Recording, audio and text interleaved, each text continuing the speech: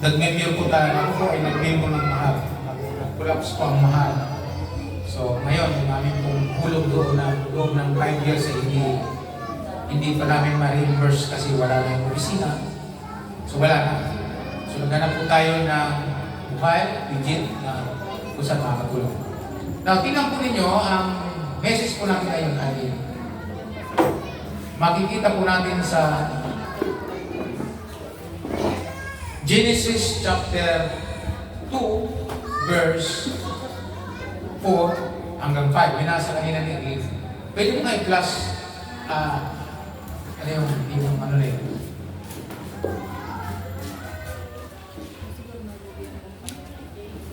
Nandiyan na ba? Ayan po. Ang pinaka-first task o pangunahing trabaho ni Adan ay yung management. Linagay ko po yun dyan, the first task of Adam, ni Adan, ay management. Okay, makita po nyo dyan sa Genesis chapter 4, chapter 2, verse 4 to 5, ang sabi po dito sa New Living Translation, o in New Living NLT. This is the account of the creation of the heavens and the earth. Neither wild plants nor grains were growing on the earth, for the Lord had not yet sent rain to water in the earth, and there were no people to cultivate the soil. So makikita po niyo dyan, nung linikha ng Diyos ang buong mundo, ang langit at lupa, ang sabi po dyan, hindi pa po siya naglagay ng mga halaman muna, hindi pa rin siya naglagay ng tubig, hindi siya naglagay ng mga hayop muna.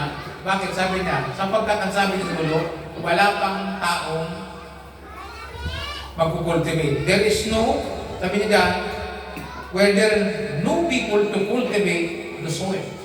Sabi niya, wala pang, ang ginamit ko dito salita, there were no people, sabi natin people, walang tao na naiba, yung pinakaiba sa lahat ng linika, at ang sabi, ano daw?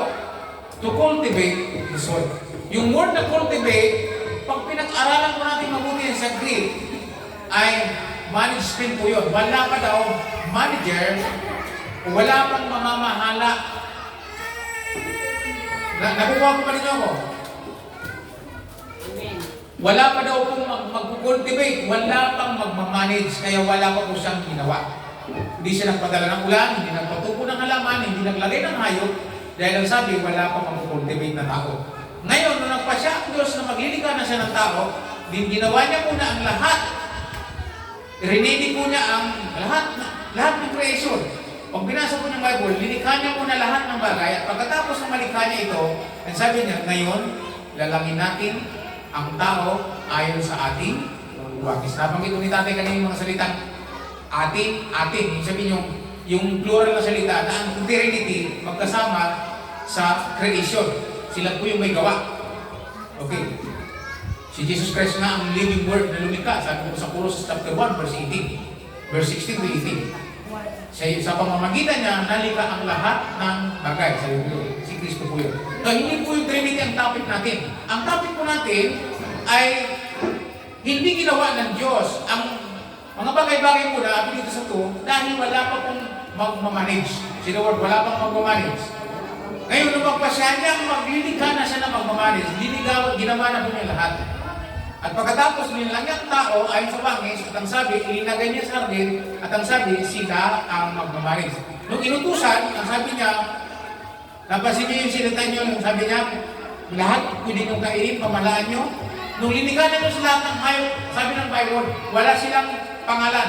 At ang nagbigay na ng pangalan, yung tagapamahala, yung manager. Si Adan na po. Imagine mo paano katalino si Adan. Na ultimo surut, siya nagpangalan ng surut. Ha? Lahat ng nakikita natin dito. Pati mga parasite, si Adan po nagpangalan. So, everything na nabubuhay na lilingan ng Diyos, create ng Diyos, ang design, ang tao ang magmamanis. Sabi, ang tao ang magmamanis. Kaya nung makita ni Satanas yun, ang Diablo, na ang may authority sa lahat ng linika ng Diyos ay tao, ang sabi ni Satanas, hindi pwede. Kailangan mapasa akin yan para ang worship mapunta sa akin. Kaya dinaya po ni Satanas ang tao tao para yung pagsamba at yung authority mawala sa tao at mapunta sa kanya. Pansin po ninyo, nung linikha ng Diyos ang lahat ng hayop at ang tao na namamahala, sa tingin nyo, lalaban ba kay Adan ang iyon? Kasi sabi doon, sila ang mamamahala. Masusukuin niya lahat ng mga damuhala, susunod sa tao. Kaya nang pansin mo ngayon, minsan di ba, yung kahit yung mga malatakong hayop, kaya pa amuhin ng tao. Sabi ko ng Santiago, sa pamamagitan ng dila ng tao, lahat ay kaya niyang pasukuin. Nabasa niyo sa Santiago, kaya niyang situhin ang lahat ng bagay, sapagkat doon dinisign ng Diyos ang tao. Kaya mayroong katubusan. Kaya nga tinubos tayo ni Lord sa kasalanan upang maibalik sa atin yung authority na yon na maging isang taga-pamahala na inagaw sa tao ng Diablo. Nauna naman yung mga kapatid sinasabi ko. Sa mga nakita nyo na ngayon talamak. Ano ngayon sa mga simbahan na ang paglago daw nasaan? Pakita mo nga saan yung isang ano po. Sabi niya, nakikita po niyo, ang paglago daw po nandito. Kapag may pastor, may shepherd, lalago ang simbahan. Totoo naman po talaga yan. Pero sa Bible, 200 times lang binanggit ang shepherd. So ibig sabihin, sa paglago ng simbahan, hindi gaano mahalaga ang pastor. Andyan mo kayo? Kasi hindi po siya major na kailangan. Yung leader, sa baba, binanggit po yung leadership. Yung mga hari, yung mga leader, nabanggit po ang leader, salitang leader sa Bible, sa buong Bible, ay ano yan, 900 times. Lalago ang simbahan kapag mayroong strong leader. Oo naman, pwede. Pero yung management, binanggit po sa Bible, mahigit na 2,300 times. So ibig sabihin, ang major sa paglago ng isang simbahan, ng isang individual, ng isang pamilya, ng bawat tao, management. Yun ang kailangan makita at matutunan. Alam ko ba niyo kung bakit lumago ang Glorious to Christ na pinagpapastoran ni Pastor ni Bishop Dan Balais? Balyano. Kasi sa kanya, nagsimula po siya sa campus, ang itinuruan po niya, sinimulan niya sa mag-group sa campus at estudyante po ang kanyang mga disciple. At pagkatapos nila makagraduate, ang sabi nila, habang nagtatrabaho kayo, kumuha kayo ng kurso ng management. Pinili po niya talaga na bawat disciple po niya, lalaking babae, na magpapastor, na disciple niya, kumuha ng kurso ng management. Alam niyo kung bakit? Tinalaki ko na nakaraan yung 4 na formula ng management, di ba? Ano nga uli ang formula ng management? Planning, organizing, implementing, controlling. Palakpakan naman natin si Nina, naka-record. Yan ang kalagalan ng take note. Yung walang take note, ano daw? Wala, pastor. Parang pastor, nag-video ka. Nakalimutan ko lang, pero maalala ko rin yan. Diba? Yung formula ng management, kung saan makikita po natin, mahalaga pala ang pinaka-major na kailangan ng isang tao, ng isang head of the family, ng isang nanay ng pamilya. Ng nanay ng pamilya, pwede pong mamahala. Basahin ang aklat ng Kawikaan. Ang matalino na may bahay na marunong mamahala ng kanyang sambayanan. Palakpakan natin ang mga kabayan sa Panginoon. O wala makapalakpak. Kailangan talaga pala matalino ang may bahay. Amen? Marunong mamahala din ng bahay. Kasi pag ang nanay ng bahay may marunong mamahala sa bahay, malalaman mo yan pag pumunta sa bahay niya. Pag pasok mo sa bahay at parang tirahan ng jungle, alam mo na, hindi marunong sa bahay yung nanay. Pero kapag pumasok ka sa bahay, maayos na ayos ang lahat, ibig sabihin, marunong mamahala ang may tahanan. So makikita po nyo, ang pangangailangan, maging tatay, kailangan lahat ng bawat isa sa atin, ang kailangan po natin, kaya ako po, challenge point sa akin bilang pastor, ngayon, hindi na ngayon, mula pa noon, ako po ay nagsisikap matuto sa ganitong pamamahala. Na bawat isa, lalo po dito sa church, bawat dito sa church natin, kailangan po ng management skill sa pera, sa mga taong namamahala, sa mga taong pinangunahan, sa araw ng pagsampa, sa programs, lahat-lahat na. Sa nagpapaayos ng programa, sa nag-i-implement. Lalo pag lumaki tayo, meron tayong mga sasakyan, Siyempre po, may driver ka, tapos ang simbahan, may sariling gwardiya, may sariling maintenance, lahat po yan nakapaloob sa management. Pag wala po tayong ganong skill, hindi kayo lalago. Pag pinagbutihan lang natin na, okay, mag-aral ka ng leadership, mag-aral ka ng Bible School ng leadership, hindi pa rin uulit ng simbahan. Ang dami nag-aral ng Bible School, tapos nag-aral ng theologians, hindi pumalago ang simbahan. Ano bakit? Sapagkat leader lang sila, hindi marunong mamahala. Hindi marunong magpatakbo. Kung magpatakbo man, mali. Kasi kinuha lang nila sa leadership. Naalala ko, Pastor Santerio is a good leader, is a good preacher. Alam mo, pag nag-preach ko yan, hindi maaaring hindi ako pupunta. Sapagkat magaling po siya magsalita, magaling po siya mag-deliver ng Word of God. Pag siya po ang pastor, ako ma-attend, alam mo nyo, sa Nueva Ecija, nag-pastor po sa Calapa, nung siya po mahigit 300. Sapagkat ang tao, sunod sa kanyang leadership. So, ang estilo ng kanyang leadership, ang estilo ng kanyang nasa leadership. Hindi ko po sinabi, hindi siya mahina siya sa pamamahala. Nung mawala si pastor, bagsak sa 60. So, what happened? Ang klase po ng sinusundan ng tao ay leadership. Sino po leadership?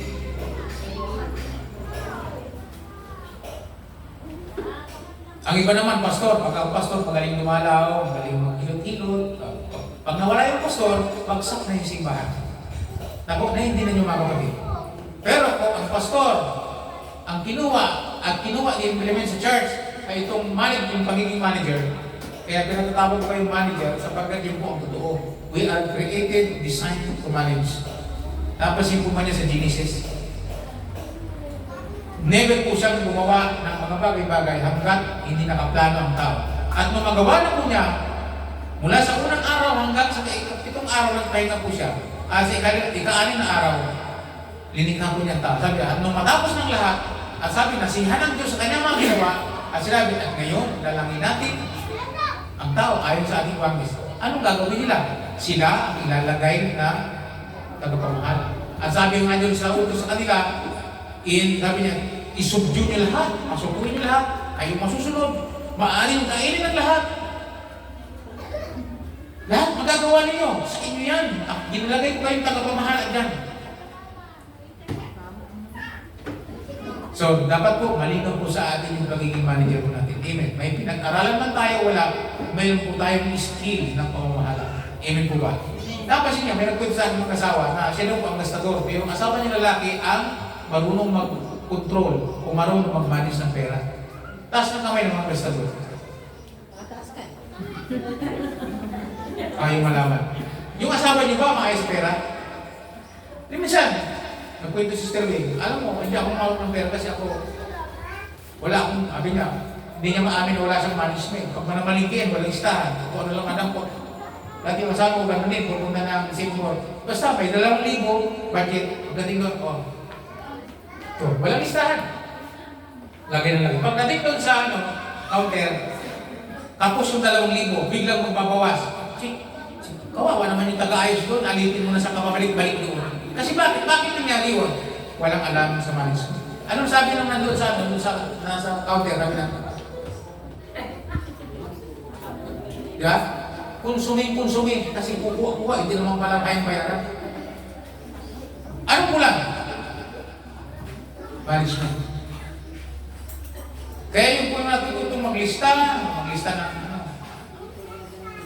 kaya yung kung may mga tindahan, natututo po sila mag-manage, lalo kung mag-uutang ka, kailangan ilista. Kasi pag hindi nalista, kawawa sila. Amen. Ang iba nga, dinadagdaga pa, utang mo ganito, sardinas. Bakit naging 3? Wala akong magagawa, ilista ko 3 eh. Utang ka ng utang. Diba? Yung mga mapaglamang. Mga kapatid, maulang makita po ninyo ang kahalagaan ng punishment.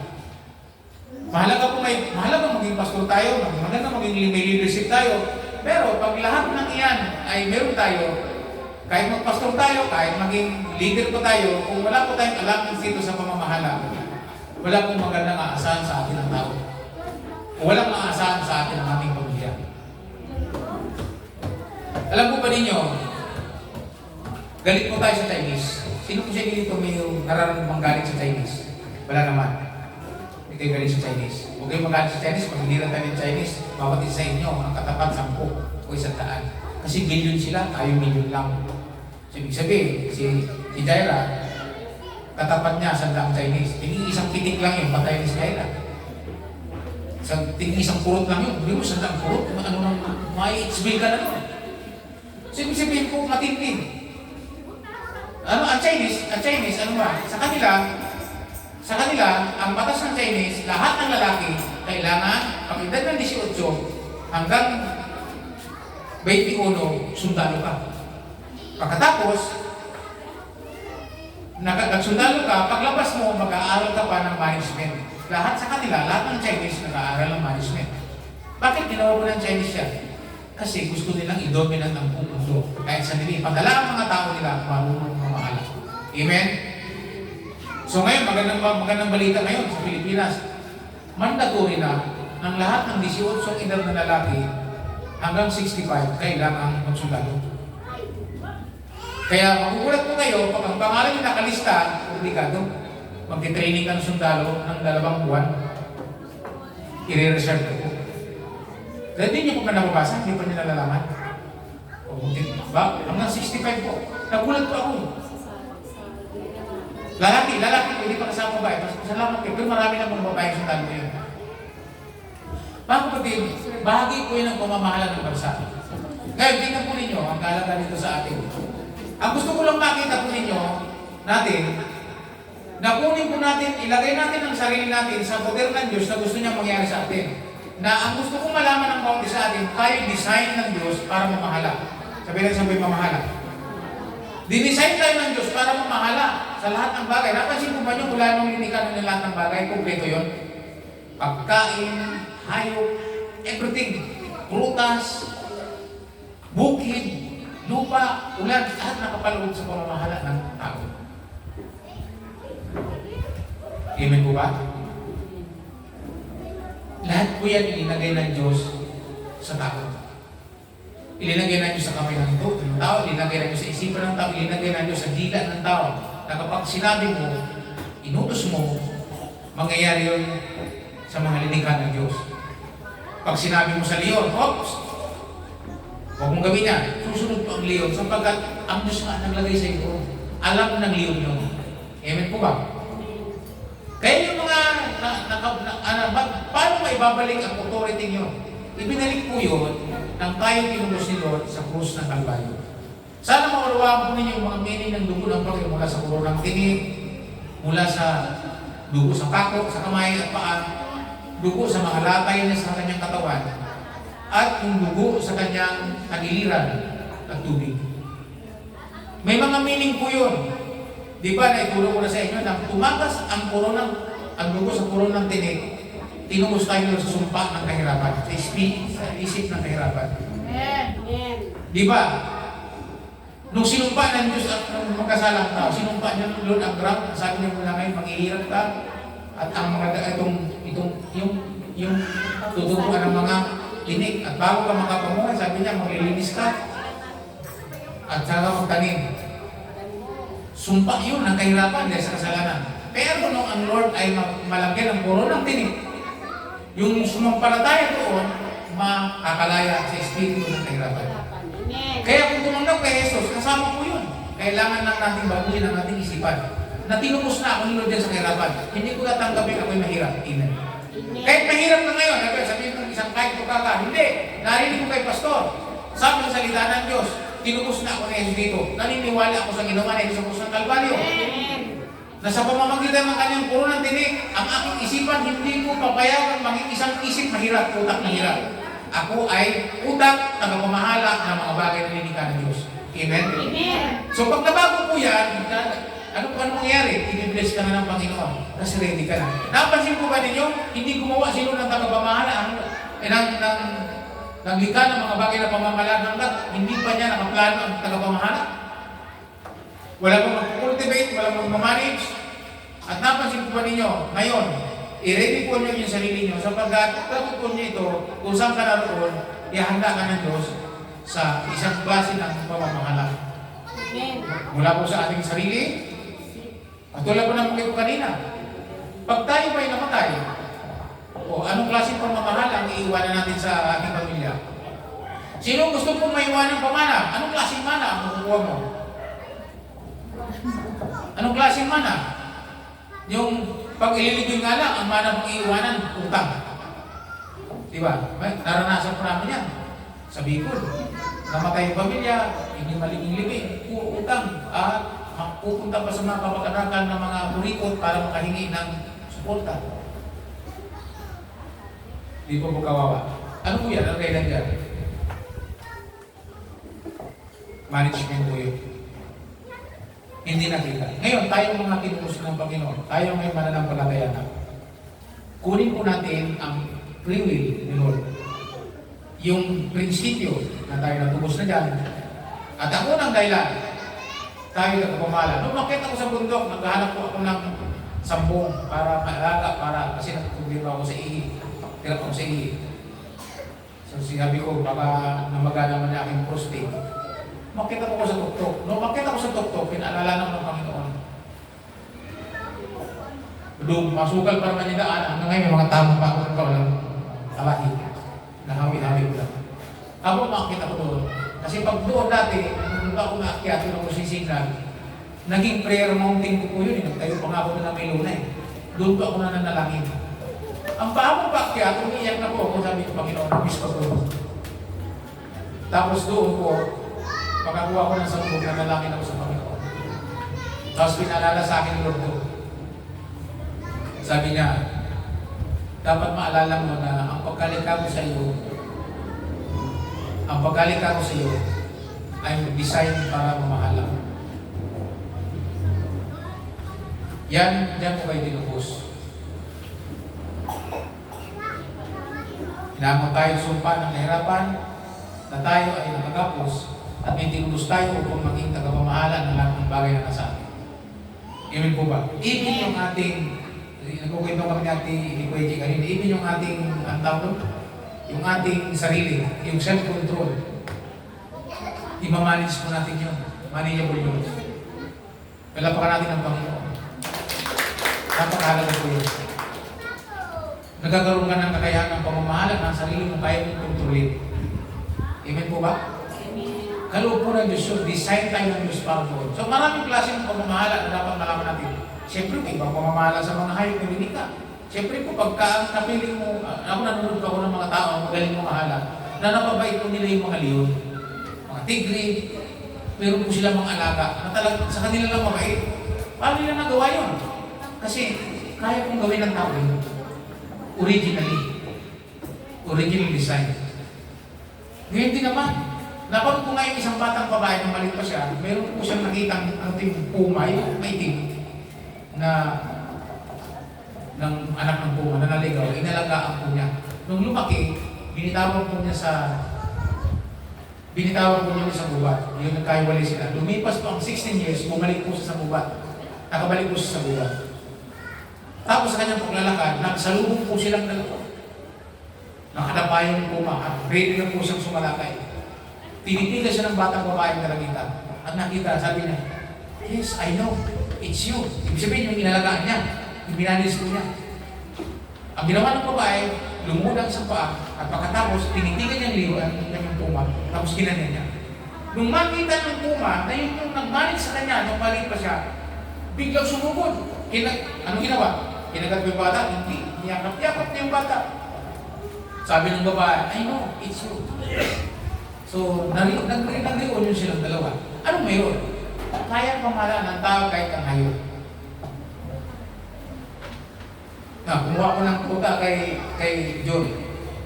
Pagkakuha ko sa kanya, hinawakan ko siya, nagtitig kami sa mata. Puta pa lang.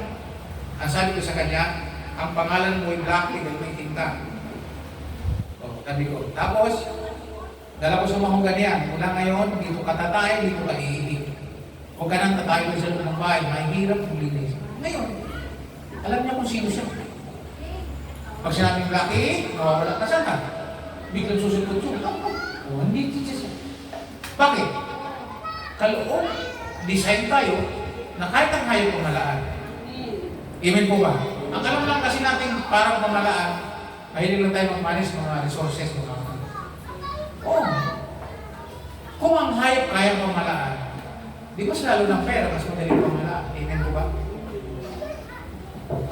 Remember this, Design ka ng Lord, na pamahalaan ito, tinubos tayo ng Lord dyan. So huwag na tayong palipin pa. Dapat ang tingin mo sa sarili mo. Kaya nung nanalangin ako sa tuktok, muli, tumayo po ako. Pagkatapos lumod po ako. At umiyak po ako, nanalangin, Lord.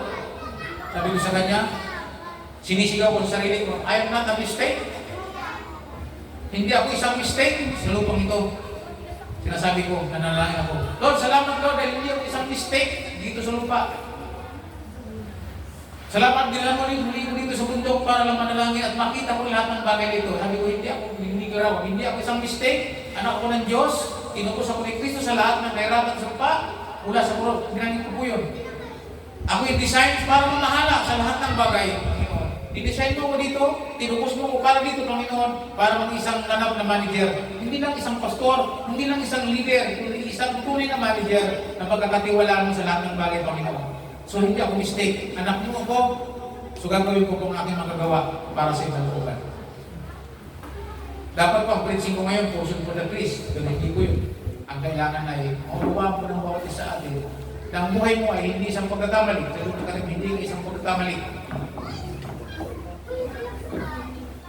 Tama ang Diyos nung lumitaw ka sa lupa, kahit anak ka pa sa kasalanan, may plano pa rin ang Diyos sa'yo. Nung mapunta sa amin ng bata, hindi po yun isang pagkakamali. Yun po talaga yung plano ng Diyos na mapunta sa amin ng bata yun. Kaya sinasabi ko, you are not a mistake. Kasama ka sa plano ng Diyos sa aming buhay. Amen po ba? So lahat ng bagay, tingnan nyo, kung nandiyan ka na, at marami ka nang nandyan sa iyong bahay at nagkakaproblema ka, ibig sabihin mo nung gusto ipakita ng Diyos na kailangan mo mag-upgrade kung paano mo mahala. Ako rin ganun, pagka nang problema ako, kailangan siguro, tingnan natin kung babuhin ako. Anong hirap-hirap, pero mo. 10 araw na akong kuya, aning-aning. Sasabihin naman na itong isa, magsasabi siya, hindi ka marunong mamahala, hindi ka marunong mahala. So, admit, Lord, increase my ability. Kailangan makita mo po yun. Kung paano i-increase ko ito, pamamahalan ito.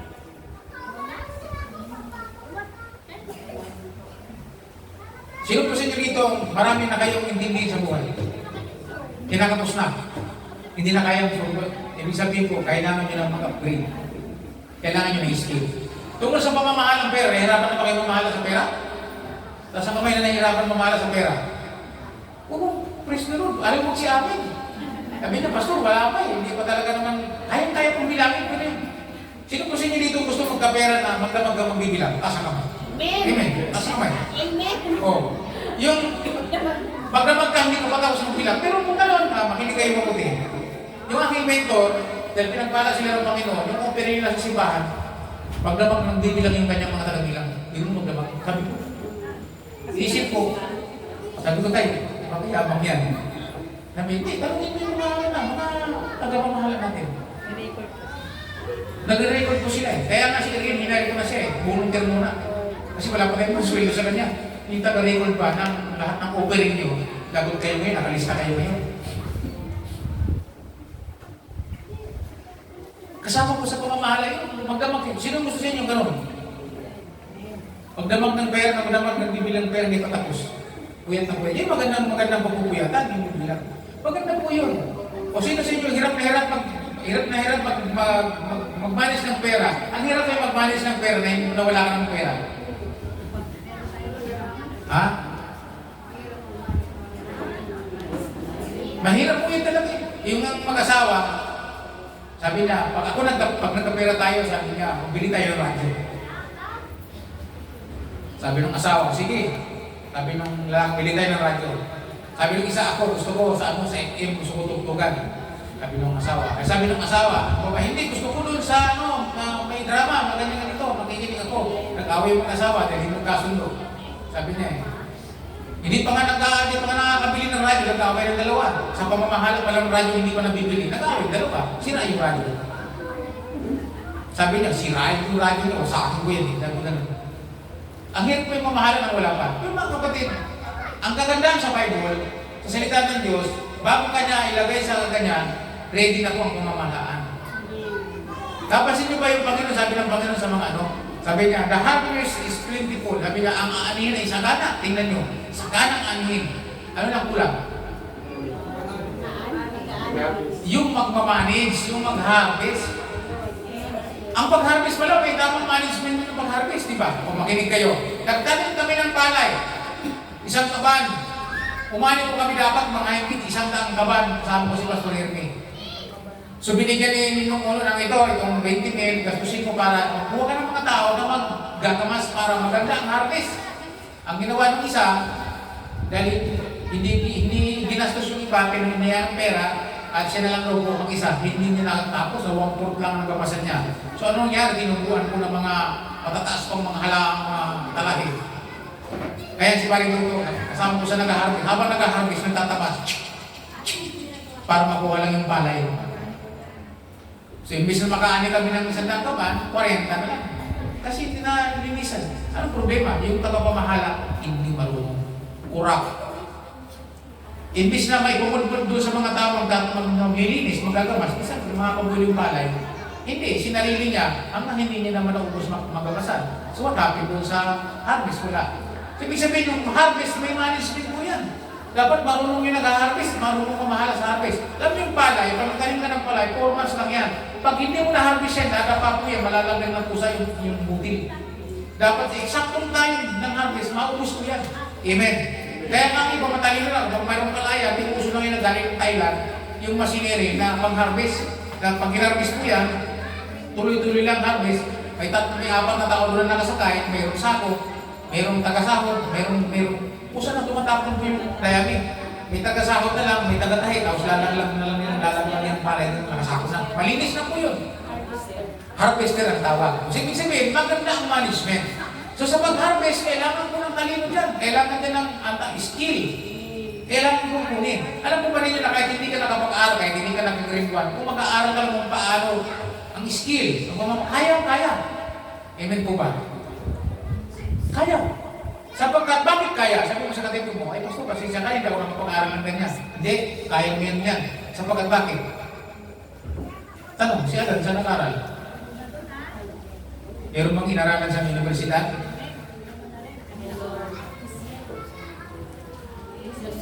Kasi likas sa tao, likas siya ng Diyos para mamahala. So, ibig sabihin, built-in, kumbaga sa cellphone, may naka-install ng built-in na kaloob ng pamamahala. Sabihin mo sa katabi mo, kasama na yan sa pagkatao mo, pamamahala. Linikha ka ng Diyos para dyan. Kaya nakita nyo, nasabi ko sa inyo, may mga hindi nakapag-aral, marunong mamahala. Amen po ba? Marunong silang magpatakbo ng kanilang kabuhayan ng tama. May nakapag-aral, pero hindi tama yung pamamahala. Problema naman yun kasi hindi po nila, sabi nga natin, management, ang sabi niya, doing things right. Sa Tagalog, ang management, kailangan tama gagawin mo. So, yung mga tao ka na nakapag-aral, yung mga pinamalaan silang bumagsak, kaya bumagsak yun. Kasi nga, hindi tama ang ginawa sa pamamahala. Ganyan po kayo mga kapatid. Hangal ang ganoon. Pero tayo ngayon, ito po yung sinasabi ko sa simbahan, sa bawat isa atin, para po tayo lumago sa individual nating kalagayan. Sino po may sweldo? Nasa kamay ng may sweldo? Walang sweldo, hindi ko na makihingian. Yung sweldo mo, pag hindi mo naman isang tama yan ayon sa Biblia, malaki yung problema yun. Halimbawa, sino po sa inyo dito alam mo kung kailan ka mamamatay? Pag hindi mo rin pinaghandaan ang kamatayan mo, ang magsasuffer, pamilya mo. Amen po ba? Sana, huwag naman ganun lang. Dapat meron po tayong tinatawag na, may tinatawag po tayo. Sabi sa Pamikaan, sa Ecclesiastes, sa Ecclesiastes, may turo dyan. Sabi nga, hatiin mo sa 7 ay yung kita. Sabi, divide your income into 7 investment. Ang kita mo raw, ang kita mo, hati-hatiin mo sa 7 investment kasi hindi mo alam kung anong mayroong kinabukasan. Halimbawa na sa amin sa Lagon, sinasabi nito, dapat ngayon, maghanda ka na kasi pagtagulan, alam mo naman, pagtagulan, ay hirap ang income, mahirapan, mag-aaral ang mga anak mo. So hindi nakapag-aaral yun, tinuturuan ba? Minsan nga, gusto pa nilang kunin yung maglagay kayo sa akin, ako mag-iipon, ako maglalagay niya, bibirmahan na lang parang tanong, siyang bangko, parang pag nagtutulungan ba? Ang sabi, akit, Kasi ayaw. Pero makikita natin, napakahalaga po yun. Napakahalaga yun. Kaya matalino daw po yung marunong mamahala ng kanyang income. Pag kayo umi-income, kasi saan napupuntahin nyo, halimbawa, yung 10%, 10%, 10%, 10%. Kami nagsimula kami mag-asawa, ang income namin, kahit maliit, meron kami tinatawag na, tinuro ko na ba yan? Sama rin sa pera, yung 70, 20, 10. Dati yun. Ano ibig sabihin yung 70% matitira para sa pagkastong lahat. Yung 20, savings po namin mag-asawa. Yung 10, sa Panginoon. 10%. Ngayon, binago namin. Kasi may mali. Ginawa po namin, ano nang ginawa natin? 10% kay Lord, offering kay Lord pa rin. Mayroon pang portion for the priest na 3%. Pagkatapos mayroon pang hagay. Ang matitira, yun po ang para sa gastos namin. Yun ang revolving fund. Kasi namin revolving fund, parang revolver. Na pag kinakalapit mo, may puputok. Kaya tinatawag na revolving fund, yung matitira. Nung ginawa po namin yan, kumanda po ng kunti ang aming pamamahala sa aming pinansyal. Dati, pati tithes namin na nakukuha namin niya, kaya hindi kami pinagpapala. Mag-offering man, kami po siya, 20, 50, pag sandaan, nanginginig pa. Nanginginig pa. Parang pag ibibigay pa, parang kulang na lang ako. Ganun ba ni per sandaan? Lalagay lang, pulot na pulot na. Baka kapatid, mahalaga maunawaan natin ito. Sa pera pa lang ha, pinag-usapan natin sa pera, yung management. Sa lahat ng bagay, kasi ang pastor, mahirap na ang aking kalagay kasi hindi ko kayo i-manage ko. Ugali ni Marilyn iba yan. Ugali ni Sister iba. Ikaw magmahala ka ng iba't ibang ugali ng tao. Kaya yung pastor, unique din. Ang pastor unique, pero kung wala siyang kaloob sa pag-manage, problema malaki yun. Kaya ako, ini-improve ko ang sarili ko dyan. Nag-aaral po ako ng management sa Bible at sa mga libro at sa mga mentor kung paano mamahala ng mga tao. Kaya nga po nagsimula akong i-disciple ang bawat isa natin one-on-one. Yung ID101 natin, yung ating equivalence intentional discipleship, mayroon tayo niyan. Para matutunan po natin ito. Yung mga disciple ko, nang dumaan ng ID, tinulan silang paano mag-manage ng pera, paano mag-manage ng budget. Alam nila kung anong budget, alam nila kung anong income. Ano ba ang budget, mga kapatid? Ang budget ay gastos. Ang pera, pang budget. So yan po, yung marami yung kailangan nating mamanage po yan. So ikaw ay disenyo ng Diyos. Pag hindi natin ginawa ito ng tama, ang laking problema. Halimbawa, estudyante. Ngayon pa lang, estudyante dapat matutunan mag-manage. May mga estudyante marunong. Si Prince, bata pa lang siya, in-influence ko na siya kung paano mag-savings. Pinanood ko siya sa YouTube ng batang nag-iipon. Ang sabi niya, gusto ko rin ganun. O sige, pagdating namin ng San Rafael, sa tapat ng total, meron po doon tindahan ng mga bukod. Nakakita po si Nano Piggy, yung alkansya. Binom na ako nung pa. Sabi, tara, punta natin. Dahil pagpunta namin doon, sabi ni Jen, bibili ka nun? Oo, kasi mag-iipon din ako ng pariya. Sumama, binigyan ng pera. Ang bibili sa namin, yung pinisampu lang ng halaga, kasi maliit lang. Napili niya talaga yung medyo malaki, 50 pesos. 50 pesos? Nanginayang sa pera 50 pesos para sa pera. So madaling salita, siya nag-iipon po siya, binibigay siya na niya, binibigay ng pera, namulog po siya ng pera doon. Pera sa baon niya. Ngayon, yung kanyang alkansya, ganyang kataas, ganito na. Ang laman, 20, 10 piso, 5 piso, ang laman. Alam mo yung pag napuno yun, siguro mga halaga ng mga 5,000. Ang sabi ko, pag kaya na nabuo, babang ko natin kasi pera niya yan. Ipon niya yan eh.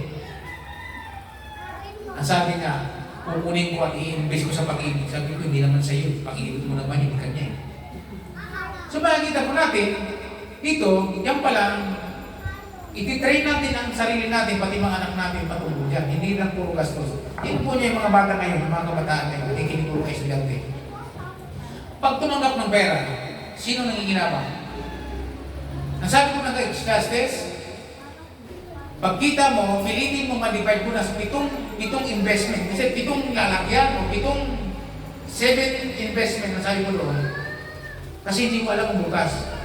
Ngayon, pag tumanggap tayo ng sweldo tayo ng 16,000, 15,000, 14,000, minsan iba 30. Pagkatapos yung pag nag-income, hindi pinamalaan ng tama yung pera, ano mangyari? Sino ang manghihinabon ng kanilang pera? Pagdating ng panahon, wala po sila. Ano dahilan? Dahil hindi ko natutunan po yung management. Ngayon, majority na kailangan po ng tao, ang tao ang kailangan natin, manager. Management na kailangan natin po. Napansin mo sa church natin, sa tatlong ano natin, ang discipleship yung nasa heart ni Lord, discipleship, the heart of God, devotion, the mind of Christ, management, the hand of God. Gagalaw ang kamay ng Diyos pag kinuha natin ang management. Amen po ba?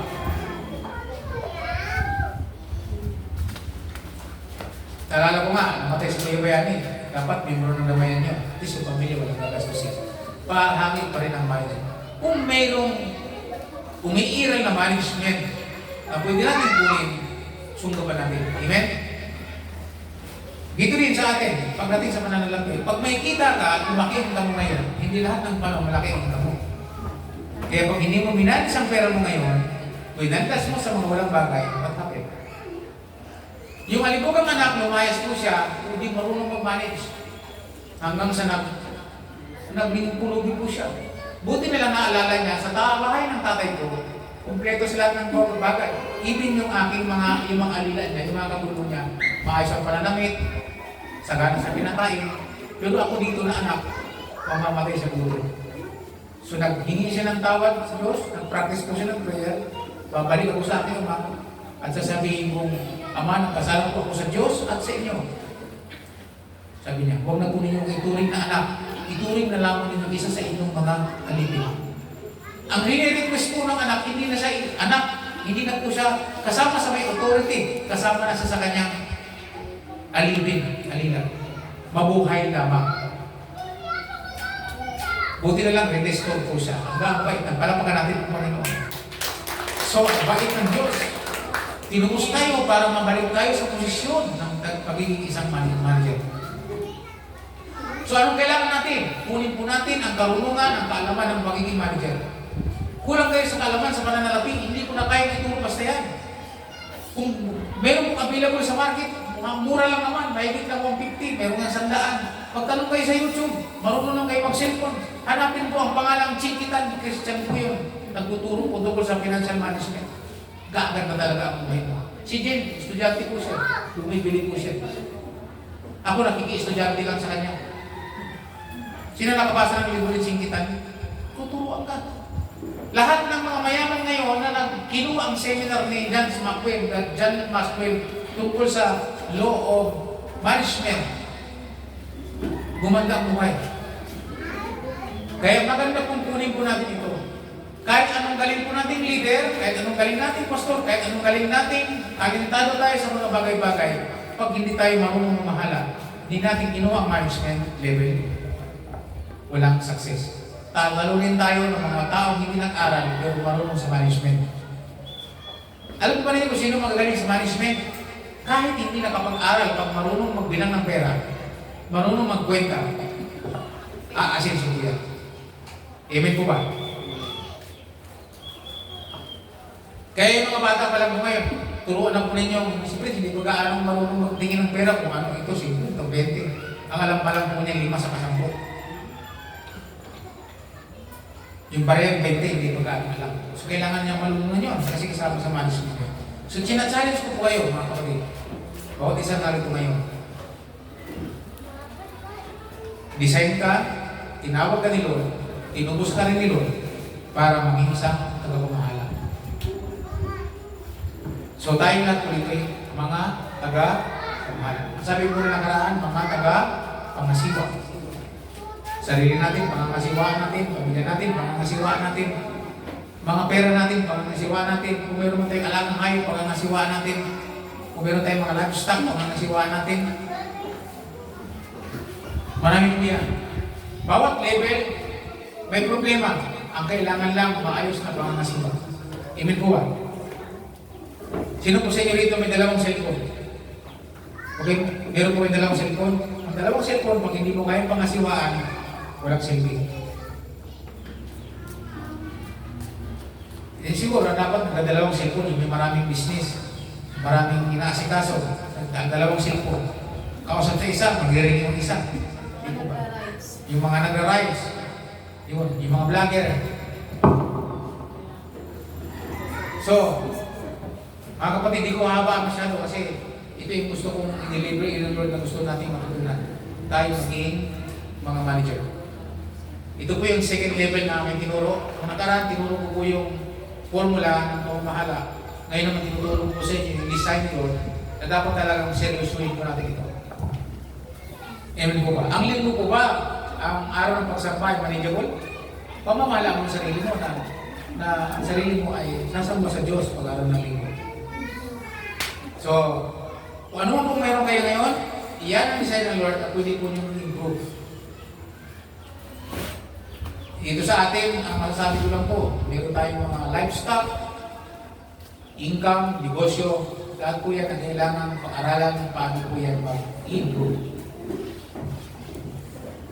Pag-aralan po ninyo sinasabi na Ecclesiastes, tatagalogin po, hatiin mo sa pito, sabi ko doon, ang iyong kita, sapagkat hindi mo alam kung anong mayroon sa bukas. Ulitin ko po ulit. Ilan daw hatiin? Ito. Ito. Diba, kung mayroon ng 7 pesos, hatiin mo sa pito. Saan mapupunta yan? Dapat meron ka natin. O sa mga tagalagod, kailangan po natin gawin yun. Kasi hindi naman lagi sa akin. So, ibig sabihin, from November, ito ang pagsusukat, from November, December, January, February, March, April, May, 7 months. Kasi November, may tao na yan. Nagkakaroon ng paunti-unti. Pagbubulto ng from December to May, matagal-tagal. So, dapat dyan, alam natin. Tatay ko, may isang po ang cottage. Mamanis yan. Sa akin, nag-iisa lang. So, yung mga malaking income, pwedeng gawin po nyo doon. Kasi habang panahon, makikita po ninyo. Pag di natin ginawa po yan, hindi natin ginawa ang skill ng pagiging mahusay na dapat pangasiwa. Remember always, alala palagi mga kapatid, management, doing things right. Pamamahala, kailangan tama. Lagi mong alalahanin, ikaw ay hindi isang pagkakamali. Sabi mo sa sarili mo, hindi ako isang pagkakamali. Sabi mo sa katabi mo, hindi ka isang pagkakamali. Oh, sabi mo sa kanya, deklara mo, hindi tumingin ka sa kanya, anak. Hindi ka isang pagkakamali. Tingnan mo naman. Hindi ka isang pagkakamali. Isa kang unique, nalilikha ng Panginoon para mamahala. So ano tawag sa akin ngayon? Dito sa church, ang punong tagapamahala. Kaya minsan ibang church, ibang religion, may sila sa pamamahala, tama po sila. Kung tawagin nga nilang pinanghing, pangkalahatang tagapamahala. Maganda, tama po sila, biblical ang kanilang approach. Sa atin, sino bang leader nyo? Pastor. Pastor. Hindi nga major ang pastor, oh. Tingin kayo dito sa hindi major ang pastor. Yung leader, hindi yung major. Anong major? Manager. So sabihin mo sa katabi mo, major ka. Pag hindi mo kinuha at hindi mo pinahalagaan ang pagiging major mo, bandang muli, ang labas mo, major problem ka. Say amen. So sana po, may na-challenge, sana may natutunan. Sa learnings po, ina-encourage ko po kayo, mga kababayan, mga kalalakihan. Huwag mo nang uuwi, sama po kayo sa learnings. Kasi meron din kayong matutunan sa experience ng inyong mga kapatid.